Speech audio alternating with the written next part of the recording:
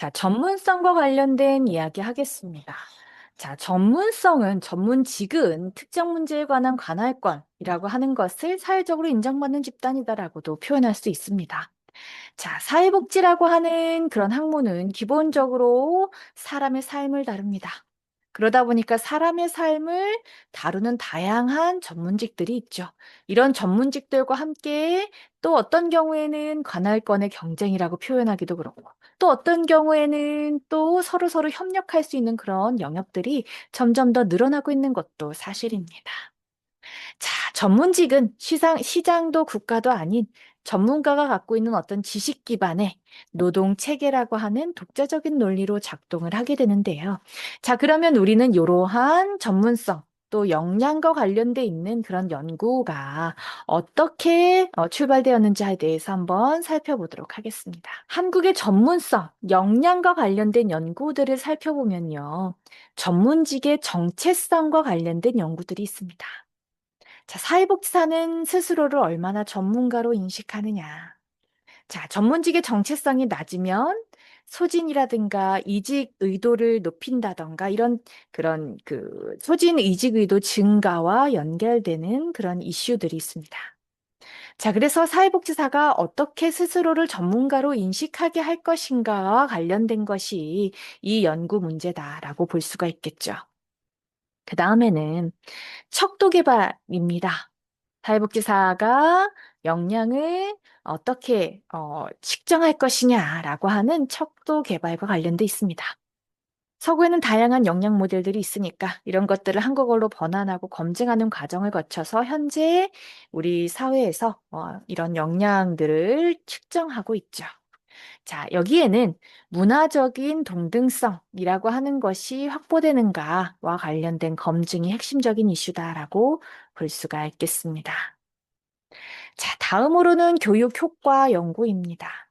현장 실습이라든가 보수 교육이라든가 이런 것들이 실제로 이런 것들을 수행해서 이 실습에 참여하거나 보수 교육에 참여해서 역량이 얼마만큼 변화됐는가 이런 것들을 측정하는 그런 연구들인데요. 이런 연구들은 이후에 사회복지 교육과 관련된 정책의 재현으로 연결될 수 있습니다. 자, 그러면 전문성이 높다, 역량이 높다, 이런 것들을 과연 어떻게 측정할 것인가를 우리가 살펴봐야겠죠. 우리는 많은 경우 설문을 하게 되는데 그 설문은 자기 보고식으로 보고하게 되는 그런 설문들을 하게 됩니다. 그러니까 내가 얼마만큼 이런 것들을 달성했느냐, 얼마만큼 변했느냐, 이런 거에 대한 설문 보고를 하게 되는데요. 이런 한계를 극복하기 위해서 우리는 관찰을 한다거나, 실기에 평가를 한다거나, 슈퍼바이저가 이렇게 평가 점수들을 매긴다는 것처럼 다양한 방법론을 선택할 수 있게 됩니다. 그렇지만 아무래도 관찰이라든가 실기평가라든가 슈퍼바이저의 평정 이런 것들은 연구 설계하는 데 있어서 쉽게 접근하기 좀 어렵다라고 보기도 해요. 그래서 연구자들이 주로 이 자기보고식 설문이라고 하는 것을 떻게 더 잘 측정할 것인가에 대한 고민들이 더 있게 된다 이렇게 볼 수가 있겠습니다. 다음으로 소진 연구입니다. 소진 연구에서 우리가 살펴봤을 때는 연구 설계와 정책적 함의가 이제 모델에 따라서 굉장히 달라진다 이렇게 얘기하는데요. 심리 중심과 조직 구조 중심으로 나뉘어 볼 수 있습니다.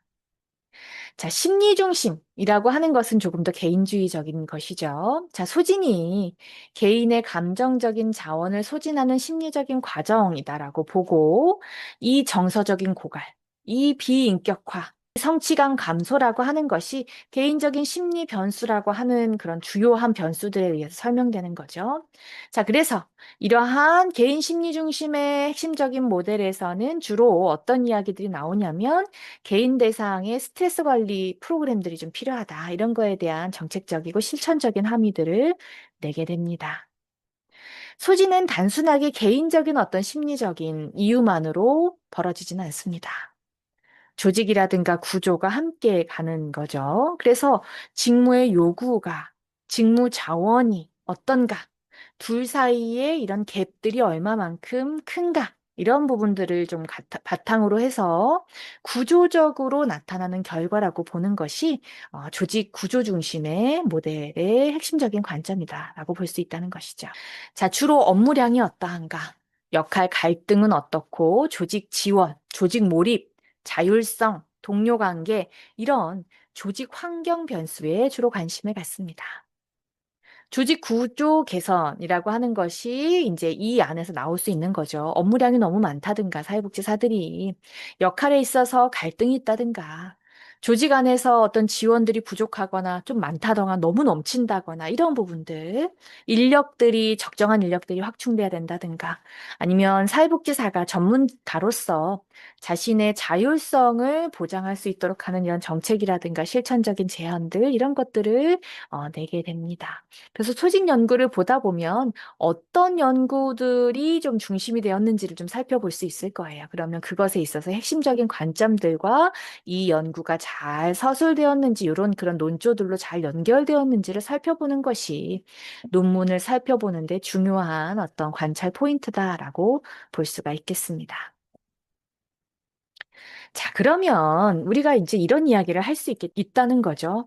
소진이라고 하는 것이 과연 개인적인 문제인가, 혹은 구조적인 문제인가, 라는 것이죠.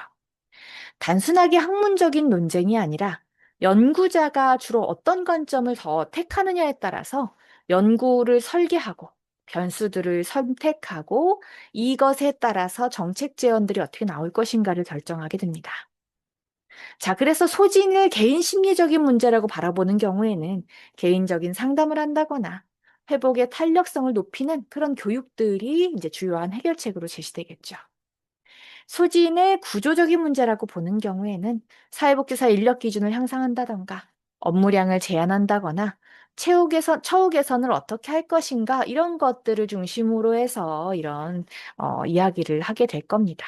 자, 그러면 여러분들이 주로 이제 일하고 있는 사회복지 실천 현장에서 사람들이 어떤 소진들을 경험하고 있고 그 소진의 주요한 문제가 어떤 문제인가는 굉장히 기관들마다 다르고 개인들마다 다를 거라고 생각할 수 있습니다. 그렇지만 이러한 부분들에 있어서 이걸 연구로 가져온다고 하면 각기 개별적인 특수한 맥락이라고 하는 것들에 대해서 강조하는 질적인 연구도 있긴 하지만 그것을 관통하는 사회복지사들이 공통으로 갖고 있는 것은 무엇인가에 대한 고민들을 함께 할 필요가 있겠죠.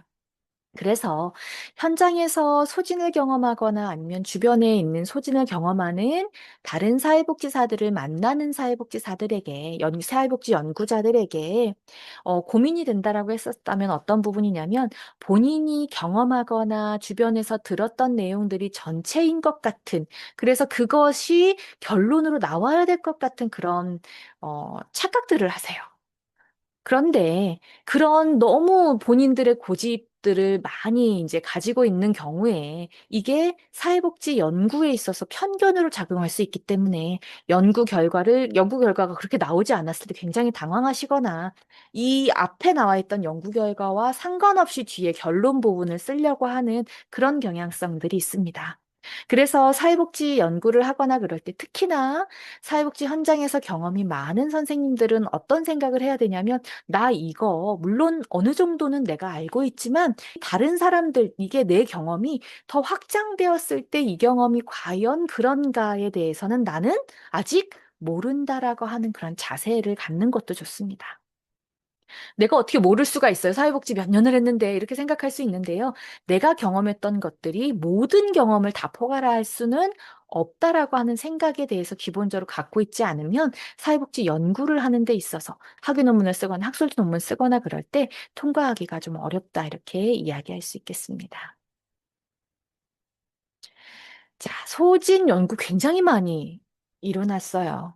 아마 2000년대 중반 이후에 사회복지사들이 사회복지관에서 굉장히 다양한 역할들을 하게 되고, 물론 이전에도 그런 역할들을 했지만, 이게 전문가로서의 이렇게 받아들여지는 그런 상황 안에서 사회복지사도 증가하였고, 자, 다양한 어떤 그런 연구들을 통해서 우리가 어떤 그 척도들을 변환해서 사용하는 연구들이 이제 많이 나타나게 됐고요.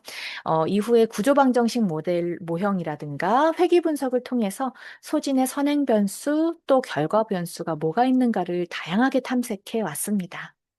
주로 이제 독립 변수로 원인 변수로 우리가 사용되는 것이 직무 스트레스가 있으면 소진이 될 것이다. 감정 노동이 심하면 소진이 될 것이다. 그러니까 뭐 하면이라고 하는 것이 원인 변수예요. 그래서 사회복지사 선생님들이 연구를 할 때 오래간만에 이 연구를 다시 보려다 보니까 어떤 게 독립 변수인지 어떤 게 종속 변수인지조차도 헷갈리는 경우들이 많거든요. 내가 하고자 하거나 변화시키고자 하거나 궁극적으로 무언가를 다루고자 하는 것이 종속 변수라면 뭐에 딸려져 있는 변수라면 독립 변수는 그 자체가 있어서 그거에 따라서 종속 변수를 변화시키는 것을 독립 변수라고 볼 수 있죠. 자, 원인이라고 볼 수 있습니다. 그래서 아까도 역할 갈등이 있다면 혹은 역할 갈등이 높다면 종속 변수인 소진에 영향을 미칠 것이다. 소진이 높아질 것이다. 이렇게 본다는 거죠. 그런데 소진이라고 하는 거에 대한 연구를 살펴볼 때 직무 만족이나 이직 의도나 이런 부분들도 함께 다뤄지는 경우들이 있습니다.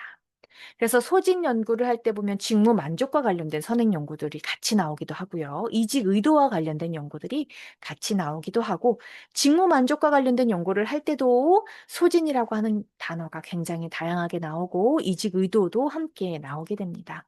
이렇게 주요 종속 변수로 나타나는 그 결과 변수들은 소진, 직무 만족, 이직 의도 이런 것들이 이제 들어가게 되겠죠. 또 중간에 매개와 조절 변수가 있습니다. 자, 매개 변수는 뭐를 매개로 해서 간다라고 했으니까요. 앞에 독립 변수가 있고 이 독립 변수가 종속 변수에 영향을 미칠 때 매개 변수를 거쳐서 간다라고 얘기할 수 있는 거죠. 직무 스트레스와 소진, 회복 탄력성 이런 것을 봤을 때 가운데에 있는 변수, 직무 스트레스가 회복 탄력성을 매개로 소진에 영향을 미칠 수 있습니다. 감정 노동이 조직 지원이나 사회적인 지지라고 하는 거에 대해서 조절을 받아서 감정 노동이 소진에 미치는 영향에 사회적 지지가 높다면 소진이 낮아지고 조직 지원이 높다면 감정 노동이 소진에 미치는 영향력을 약화시킬 거다. 이런 식으로 조절 변수는 매개 변수와 다르게 매개 변수는 뭐를 중립 변수에서 종속 변수로 거쳐서 가는 거라면 조절 변수는 독립 변수가 종속 변수에 미치는 영향력을 조절한다라고 볼 수 있다는 거죠. 영향력의 차이를 불러일으킨다 이렇게 볼 수 있다는 것입니다. 코로나가 있었습니다. 그것도 이제 그래도 꽤 시간이 지나가고 있습니다만 그럼에도 불구하고 코로나가 우리에게 미쳤던 영향이 굉장히 크죠. 자, 이러한 대규모의 팬데믹이라고 하는 것이 또 일어날 수 있습니다. 자, 2차 외상 스트레스라든가 대리 외상이라든가 회복 탄력성이라든가 이런 중심으로 사용되어지는 변수들이 들어간 연구들이 많이 나타났고 또 사회복지사의 웰빙을 조직적인 차원에서 지원하는 연구도 증가하고 있다 이렇게 볼 수가 있겠습니다. 자, 그래서 우리가 한국 소진에 관련돼서 연구들을 한번 살펴본다면 주로 우리가 보는 그런 그 자료 화면들은 뭐 리스라든가 그리고 KCI라든가 이런 화면들을 보게 됩니다. 자, 학교 도서관에서 이걸 지원하는 경우에는 이제 다양한 어떤 논문 사이트들을 참고할 수 있겠지만 그렇지 않을 경우에는 KCI에 이제 오픈되어 있는 그런 논문들을 중심으로 살펴보게 될 텐데 소진 관련돼서 연구들은 주로 많은 경우가 횡단 연구로 진행됩니다. 자, 횡단 연구는 한 시점에 조사한 거예요. 그러니까 독립 변수도 그 시점에 그냥 조사했고 종속 변수도 같은 시점에 매개와 조절 변수도 같은 시점에 조사된 거가 많다는 거죠. 자, 그러면 같은 시점에 조사한다라는 건 기본적으로 원래 독립 변수는 선행하는 변수이기 때문에 종속 변수보다는 조금 더 앞에 조사되어야 되는 게 맞죠. 앞에 시점에 나타나야 되는 게 맞고 매개는 그 다음 시점, 독립보다 다음 시점, 매개를 거쳐서 종속으로 하니까 조금이라도 독립변수가 가장 먼저, 조금이라도 그 다음이 매개, 그 다음이 종속변수 이런 식으로 나타나야 될 건데, 말씀드렸던 것처럼 지금은 횡단 연구가 주로 많이 이루어진단 말이에요. 한 시점에 조사가 된단 말이에요. 그러다 보니까 대부분 인과관계를 주장하는 데에는 다소 한계가 있다라고 하는 것에 대해서 우리는 염두에 두셔야 됩니다.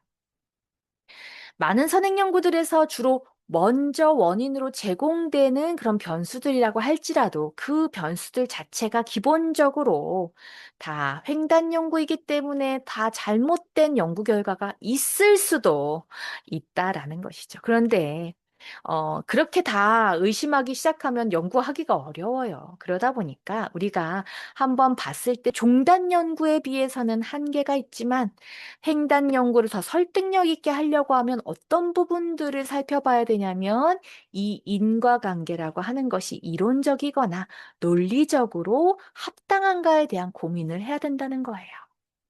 많은 연구자들이 이제 통계를 갓 배워가지고 내가 막 이제 통계 패키지를 돌려본단 말입니다. 그러면 요즘은 이제 내가 데이터를 직접 모으지 않고 2차 데이터들이 많아요. 그래서 2차 데이터들 가지고 막 변수를 여기로 돌려봤다가 저기도 넣어봤다가 그랬더니 이렇게도 답이 나오고 거꾸로 돌려도 답이 나온단 말이에요. 그러니까 그러면 앞에 이렇게 한번 써보고 거꾸로 돌려서도 한번 써봐야겠다 이렇게 생각하실 수도 있는데요. 이런 오류들을 범하지 않게 하기 위해서 우리는 이 인과관계의 방향이라고 하는 것을 잘 고민해 볼 필요가 있다는 거죠.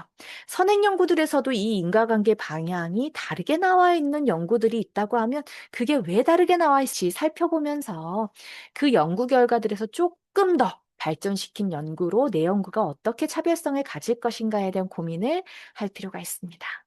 만약에 내가 갖고 있는 자료가 종단 연구 자료라면 종단으로 패널들이 똑같은 사람들이 계속 연속적으로 이제 체크를 했던 그런 데이터라면 훨씬 더 인과관계를 설명하기가 좋기 때문에 그 데이터를 가지고 우리가 설명한다면 기존의 연구의 한계, 즉 기존의 한 시점 조사로 많이 진행했던 횡단 연구의 한계를 벗어나서 실제로 이게 이 정말 더 선후관계가 명확해졌다 이렇게 설명할 수 있겠죠.